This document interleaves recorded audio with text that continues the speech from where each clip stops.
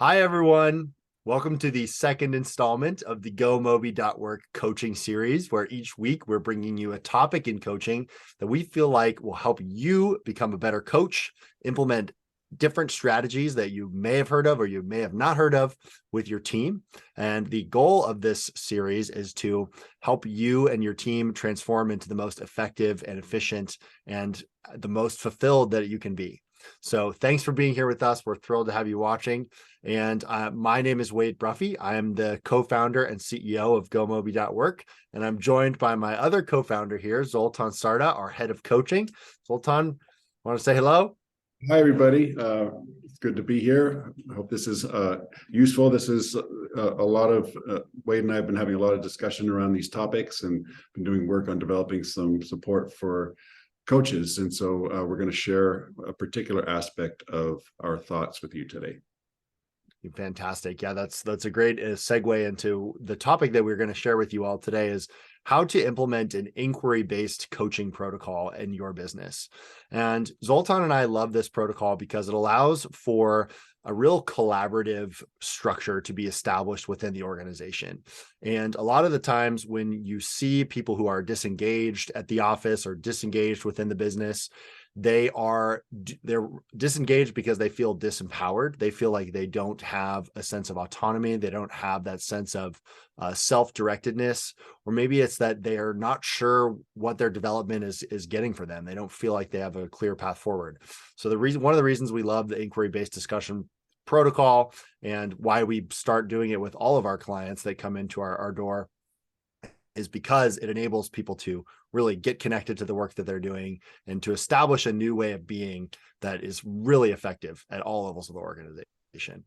So without further ado, I'm going to share my screen, and I want to just really quickly say hello to everybody in the audience. Thank you so much for being here. We're thrilled to see you. And I want to we'll have an opportunity to open this up to questions, but we'll do so towards the end. So if you think of anything, write it down. We'll pop it open for anybody's thoughts at the very end. So I'm going to go ahead and share my screen. Hopefully this is working. Zoltan, can you see my screen here? Yeah. Maybe I can X out of our software here and anything else that doesn't need to be on my screen. That's a little bit better. There we go. Okay, cool. So without further ado, inquiry-based discussion. So what is inquiry-based discussion and why would we do it? So the purpose of coaching is to help people develop, and that process is much more effective when they're an active participant in the process of developing. So coaching is not a lecture, and it's even a lot of the times it's not instructive. It's about sharing ideas, getting the thought process going. It's a conversation and it's a collaboration. It's an effort to come to a conclusion together. And so what are the goals of inquiry-based discussion and what is the goals of having a coaching program such as this in place? It's really to, first and foremost, to include the employee's voice and expertise more fully into the conversation. We want to have this, what we call a level playing field, where it's not the hierarchy disappears a little bit. It becomes this sense of we're just two people here. We're trying to figure out the best path forward. So it's bringing that employee's voice and expertise more fully into the conversation. And by doing that, they're going to bring the knowledge that they were hired to come here and contribute to our business. They're going to bring that with them, and it's going to come from an organic place where they're feeling empowered to share. And so that's really something that is special about the coaching process, because once people are feeling like they are able to talk, they're able to share, that you're not there to tell them what they're doing right or wrong, but really to collaborate on the best path forward together, that is powerful. So that's a big benefit of this. The other thing is that we are really increasing the amount of buy-in that people are experiencing at work. And buy-in is so important. Any leader wants to feel their team's commitment and they want to feel their dedication. And so doing inquiry-based protocol, that will help to cultivate that sense of commitment and dedication. And that, once again, to use that word and to be empowered to really contribute something in a unique way. So that's really a big part of this. And so As you're working together, we want to, at the end of a session, create goals that are collaboratively established. It's not a dictative process. It's not us saying this is what we need from you. It's saying, if this is our group goal, how can we design goals for you that are contributing to that? And so a big part of the way that you're going to make that successful is by making sure that before you're entering into this goal setting process, that the measures of performance are mutually agreed upon and very clearly defined, because then everybody experiences the process as fair and in their best interest. And that's really what our goal is to create this space where people are feeling like this is a space that I'm working with my, maybe it's my superior in the normal time, but working with my colleague in order to further myself and further our business goals as part of that process.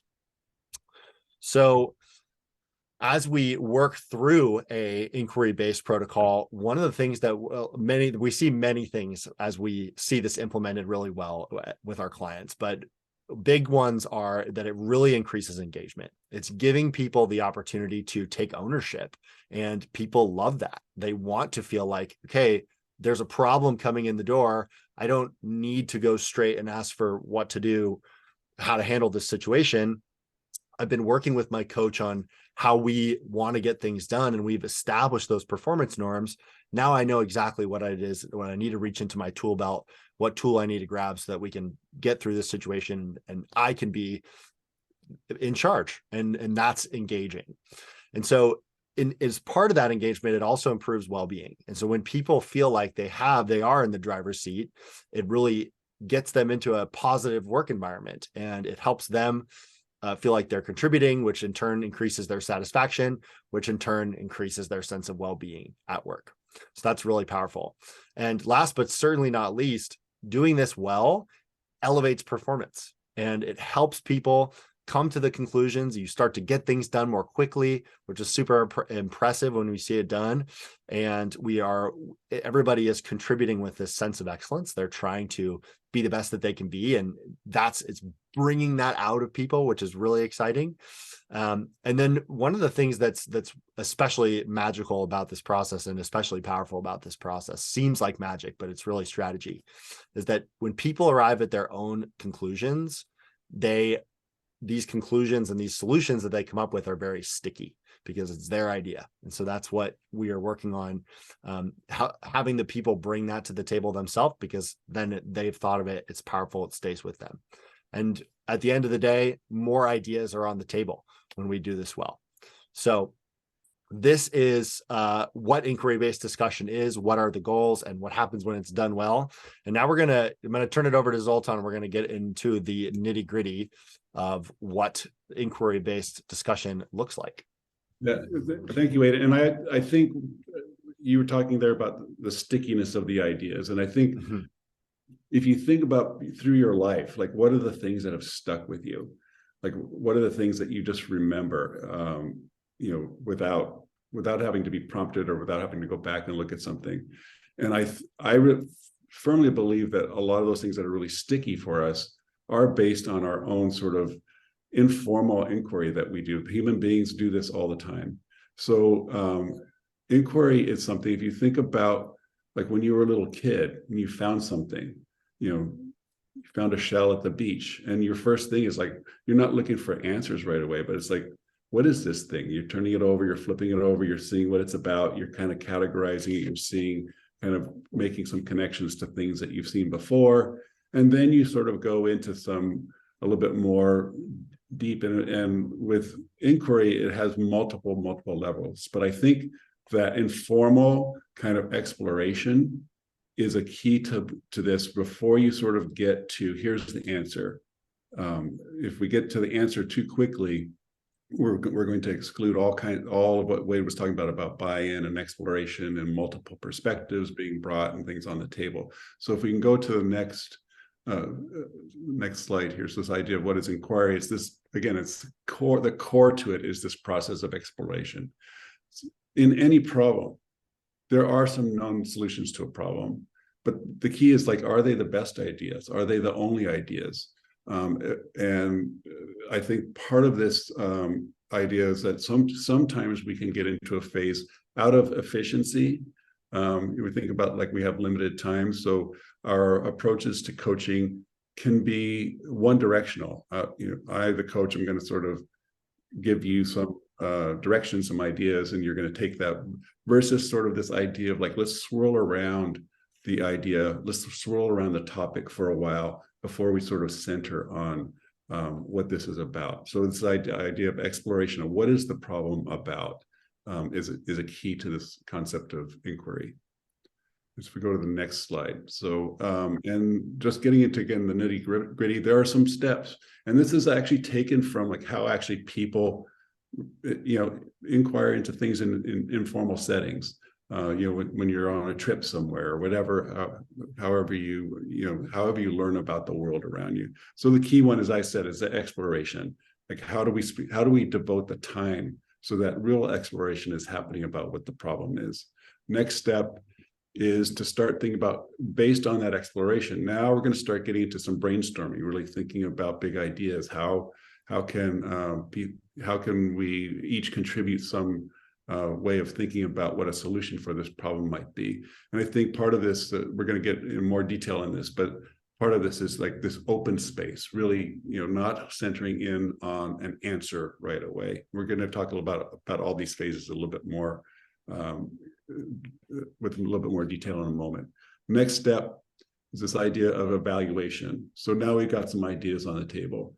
Now let's start thinking about, like, what are the value of those ideas? How can they be implemented? What are the things that are opportunities in here? What are the roadblocks?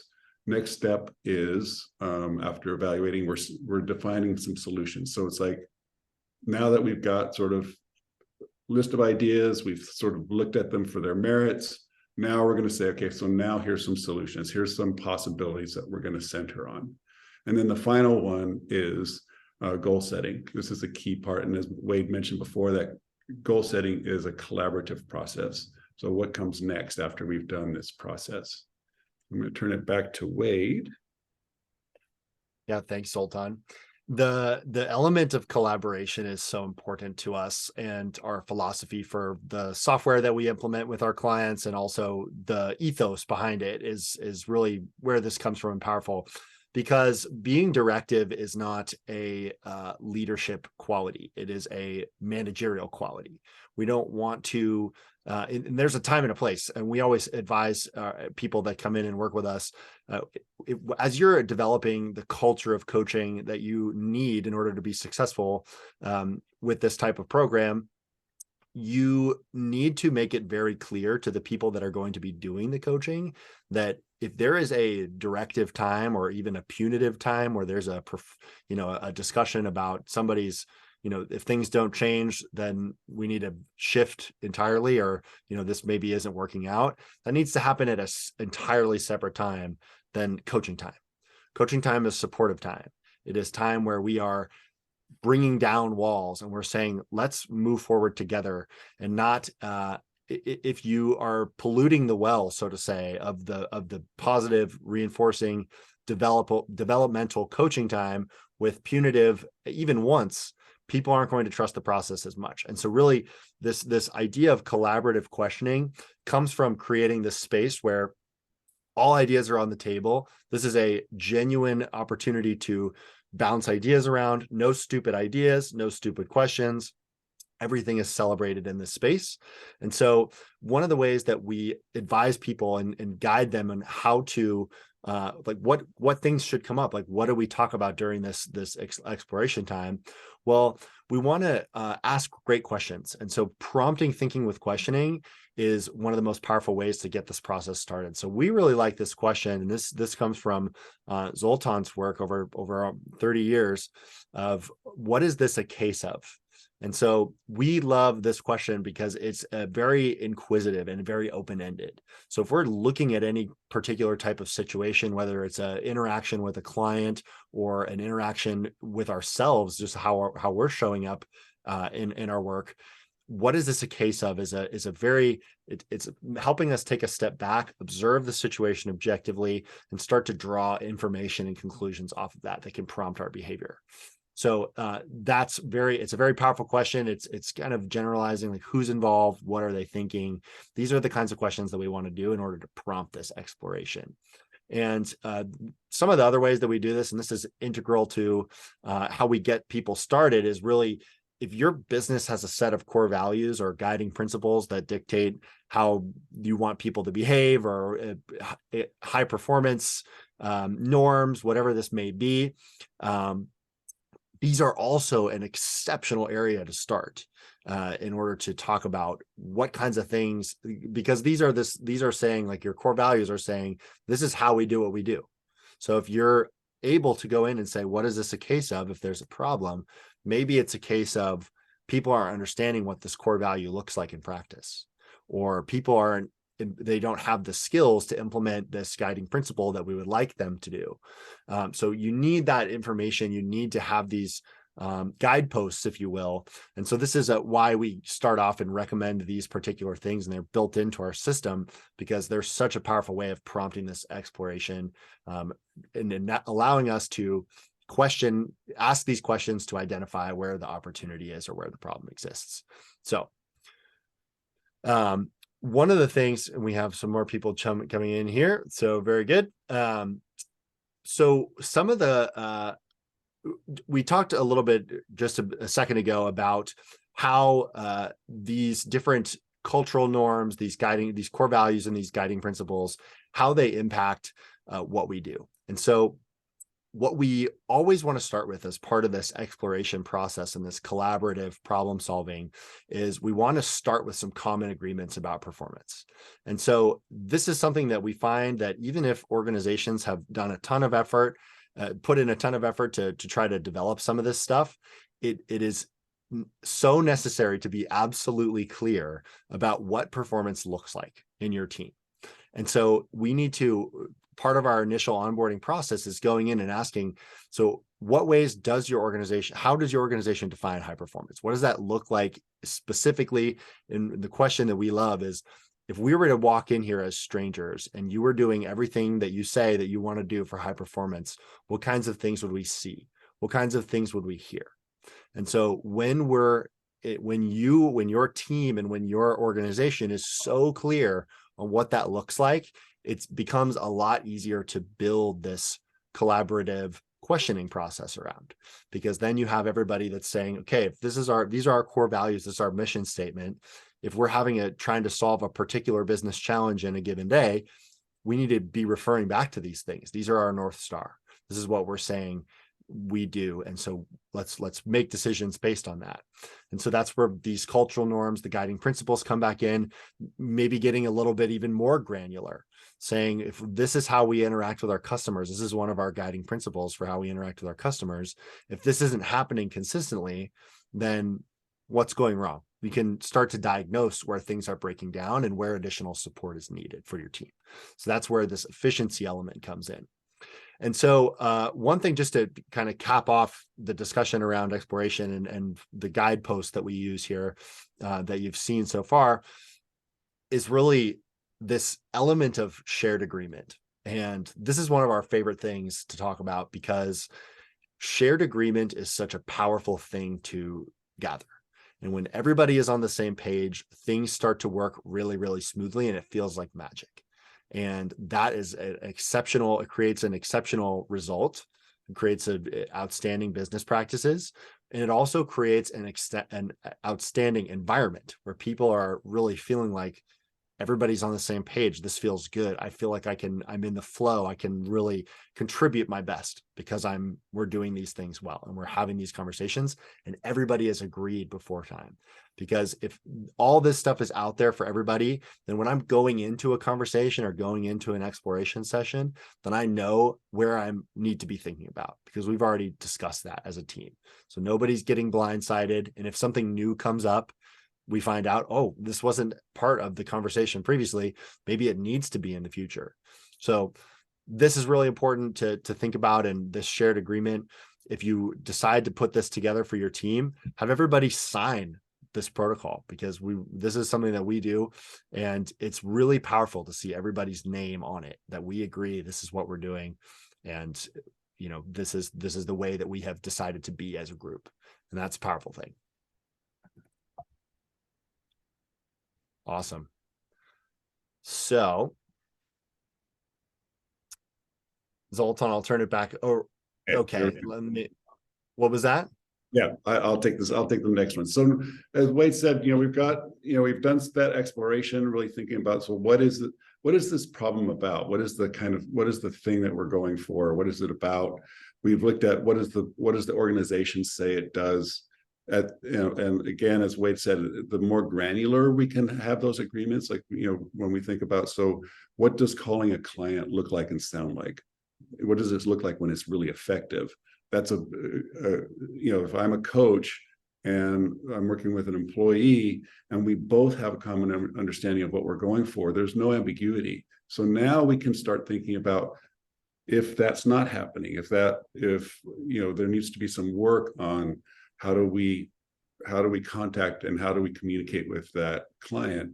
Now we've got sort of the parameters for this brainstorm. And I think part of this is, again, we've got some parameters around there, but we want to keep the ideas open. We want to keep them big. We're not thinking about what are the constraints right here. We're thinking, or what are the limitations of what can be done. We're thinking about what are the possibilities here. And so together, thinking about these questions, I really like sort of like these magical questions. What if I did this, or what if we did this? Just throw out an idea. It's like there's no judgment about it. There's no sort of, will this work yet? There's time for that later. The idea of framing things as a wish, I think, as a coach, one of the things that when we're working with people, if we get them to say, so I think I should do this, like that idea of a should, that's a limitation on people. It immediately sort of tightens people up. But if we phrase things, what do you wish for? What do you wish would happen? They're not making a commitment to it yet. They're just sort of dreaming about it, which is more likely going to result in big ideas coming forward. So, what's the ideal of this possibility without any thought for limitations right now? And then also just playing that little video in your head. Like, what does it look like and sound like when I'm making that call to that client? If I had the wish that this call, I'm going to be completely confident, I'm going to be really connecting with this client, what does that sound like? That client they're going to want me to call back, right? That's a wish for. They're going to want me to call back tomorrow. But how do I get there? What might that sound like? And again, all of this is really designed to keep the roadblocks and constraints out of the brainstorming.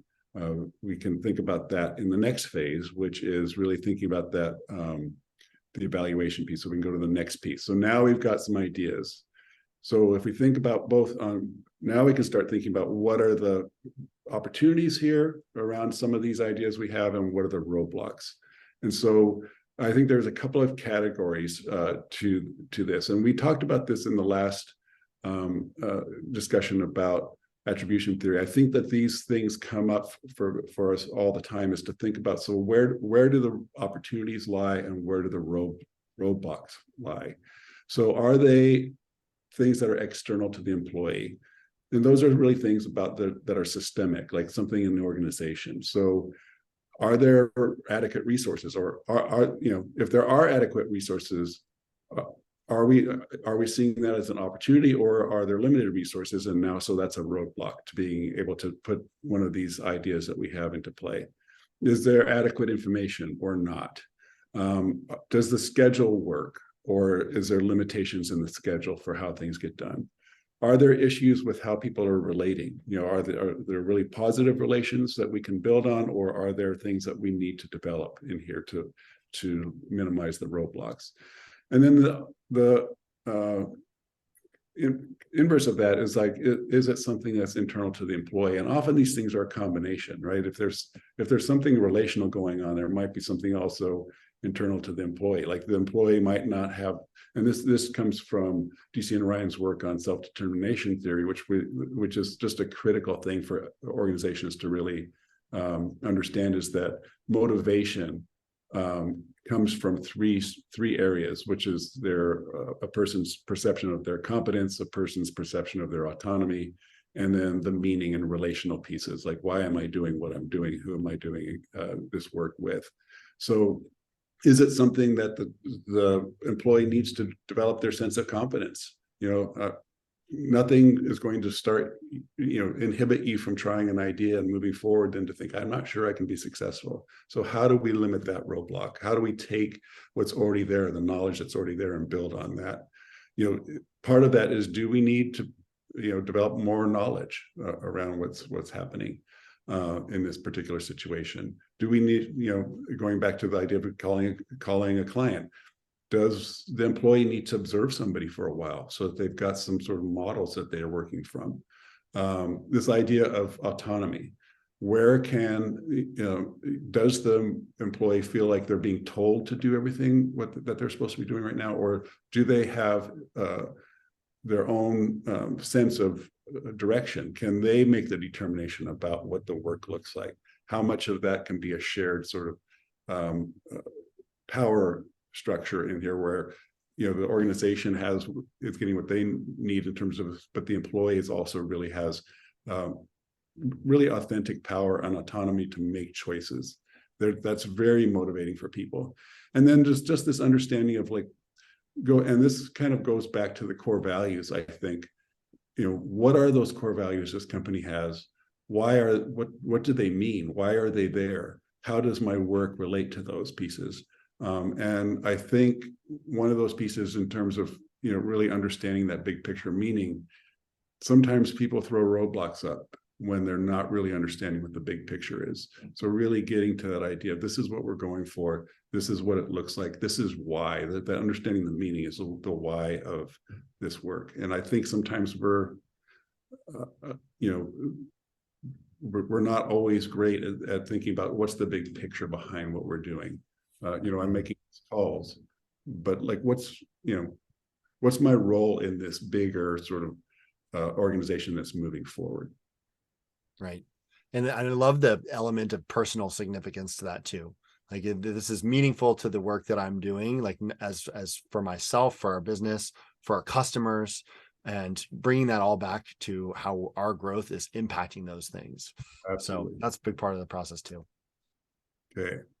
And then finally, we get into this idea of goal setting, and this idea of what's going to be done. We've now chosen something that we're going to do. And so what is that? And by when is it going to be done? And to some degree, how? And we've put here, what will the coach and manager do? We put that first intentionally. I think there's huge value in saying, so we've got some goals, but we're going to forward what the company is going to do for you first. Here's what I'm going to do for you to make sure that you are supported in meeting that goal. I think that there's just something cognitive about that for people. If they know, okay, I'm going to say, this is the plan that I'm going to follow through, but I know that we've already forwarded what the company is going to do, what the manager is going to do for me to support that. So, these are just, again, some examples. I'm going to go get you some resources and make sure that you have those. I'm going to maybe have you work with somebody closely that you can get that modeling that you might need.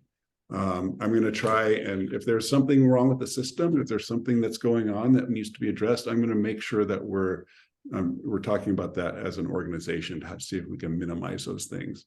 And then maybe it's if we're having your coaching session once a month, maybe I'm going to do some intermediate check-ins with you, and just to see, sort of informal, how's it going? Make sure that things are going well. Get some feedback from you on how things are going. And then on the opposite side of what the employees are going to do, so they're going to commit to following through with that plan that's made. Again, reaching out is needed. It's if you're struggling with the plan, don't wait till the next session. Call your supervisor, call your coach, but that's the coach's work, is to really encourage that. We don't need to necessarily follow the plan or the schedule for this, but we can reach out as needed. And then the third, I think this last piece is for the employee to collect evidence of what success looks like. And I think of these as artifacts. Like, what are they going to bring to the next meeting to show what success looks like, or even what's like the struggle? Here's an example of a struggle. So, maybe they're going to bring a video of themselves making a call. Maybe they're going to bring some numbers that indicate that there's been some progress towards a particular goal. But putting it in the hands of the employee to say, hey, here's the thing that I want you to look at that shows success. And it's going to open them up to say, so here's another artifact, like this is showing that I'm still struggling with this. That's a key piece. But if they have that power to say, here's what I want you to look at, they're going to be much more bought into really thinking about, as they're going through their work on a regular basis, like, how am I defining what success is? What does it look like? And what can I show? That increases buy-in, increases power, and it also increases that meaning. I'm understanding where I'm going with this work, because I'm putting together my portfolio of what I want you to see. So Yeah. go to the next one, and I think That's amazing, Zoltan. I think the word artifact is powerful because it almost is a beautiful representation of something that's a physical object, but also a showcase of something. Like this is a little piece of evidence that I have, and artifact almost it brings out that sense of specialness that really these things ought to be treated with and often are not. It's a beautiful thing to make progress and have proof. And so I like that word artifact. And I think part of the conversation, part of the coaching conversation is like, what is the artifact that's going to show evidence of what the goal is, right?